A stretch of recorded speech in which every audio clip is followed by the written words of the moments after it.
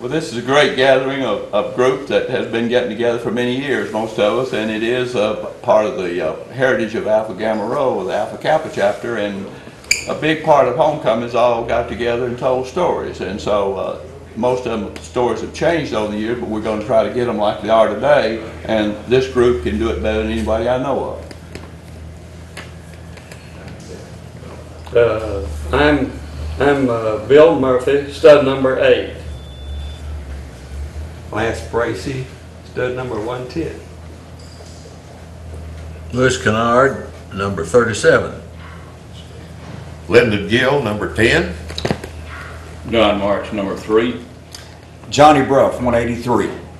Bill Kemp, 35. Joe Harrison, 111.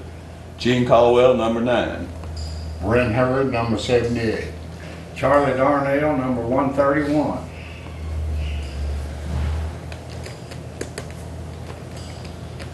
You gonna tell us about moving in the house, Lindy? Well, yes, I guess I was one of the first ones. We moved in and it was a dirt floor in the basement and not much to see, and we had several good farm boys that knew how to move dirt, and so we worked on the house and got it reasonably clean upstairs. But after a year or two, one story I want to tell with Gene over here was we were roommates and moved in at the same time.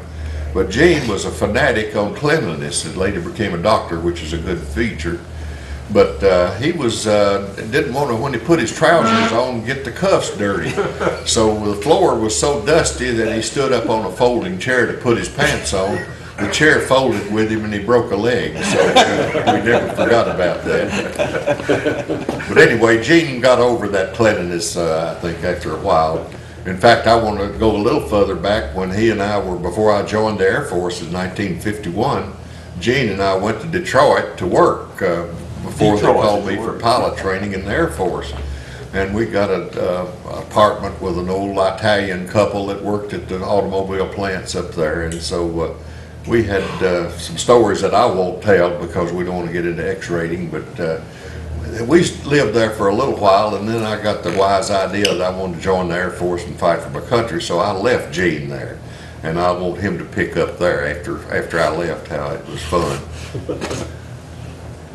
It was interesting up there. Lindy and I lived in this house, and it was a nice family. They invited the wedding of one of the daughters, but I worked at Cadillac Motor Company, and I found out that Southerners gangs were running around and they were beating up Southerners for entertainment. And so we got a little concerned about that, but no one ever bothered us. We rode the streetcar and got off and walked home. But we found out as we were moving, I don't know if Lindy had already left or not, but we found out that the son of this family where we're staying, he was a head man of one of the gangs, and he'd given us free ride. Give us free tickets to get in. No one ever bothered us. So we were protected from the gang, and we didn't know what the hell the gang was. Well, let me get back a little bit more to that too. Gene and I were still not knowing that he was gang or any of them. But every Sunday is typical Italian family, I guess. They invited all the children over for Sunday afternoon dinner or after church. And they'd have sometime 10 or 15 children, and then all their beautiful daughters, which Gene and I were afraid to look at. But then after they'd all finished eating, we'd smell garlic for starting early morning to all day. And then after they'd all eat all the garlic and chicken cacciatore or whatever they wanted, Mama Mia would bring big pots of it down for Gene and I. Well, there was no way we could eat as much or had any desire, because Mama Mia was a pretty greasy looking character that worked in upholstery at the automobile plants. And so we didn't want to really eat it. We didn't know what to do with it. We were afraid to put it in the dumpster, afraid the mafia would know that we were throwing Mama Mia's food away. So what we got the wise idea is take a little bit at a time and flush it down the commode. That way we saved their lives.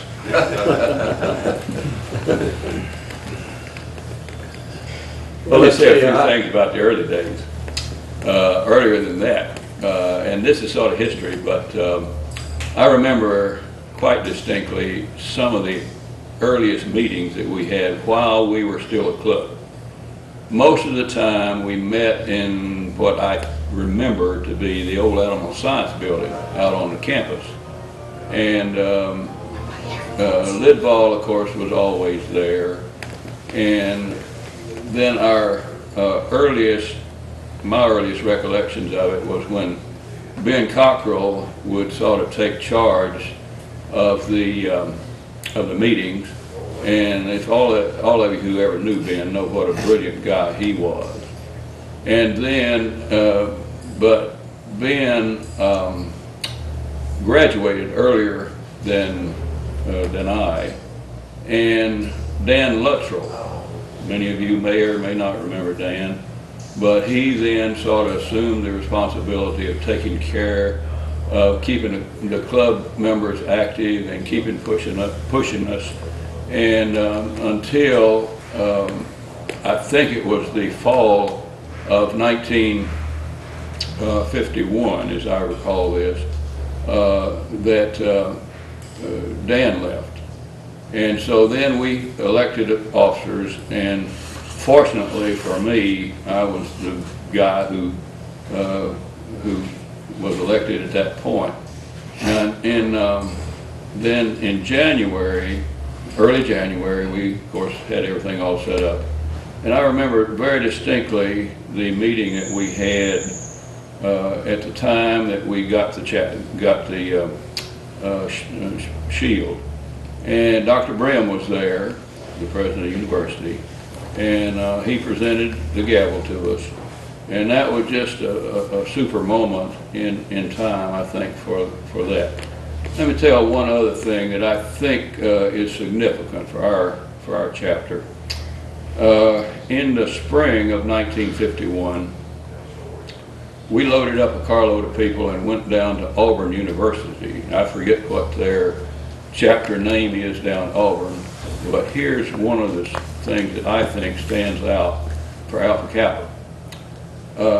One of the issues brought up at that Southeastern Conference meeting was, shall we or shall we not ever permit blacks into the chapter in the Southeast? And our group stood tall, and we said we will not support that, nor will we allow it to happen if it's at all possible. We think that sometime in the future some African Americans would enjoy being members of Alpha Kappa, and so let's not get ourselves in that bind. So we won that battle, and I was truly proud of that.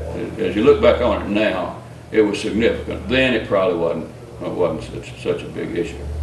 The last thing I thought that I would mention is, while living in the house, the first time I ever heard the Tennessee Waltz came out. I don't know if anybody remembers that or not, but Patty Page, remember, used to sing the Tennessee Waltz, and I think that happened sometime.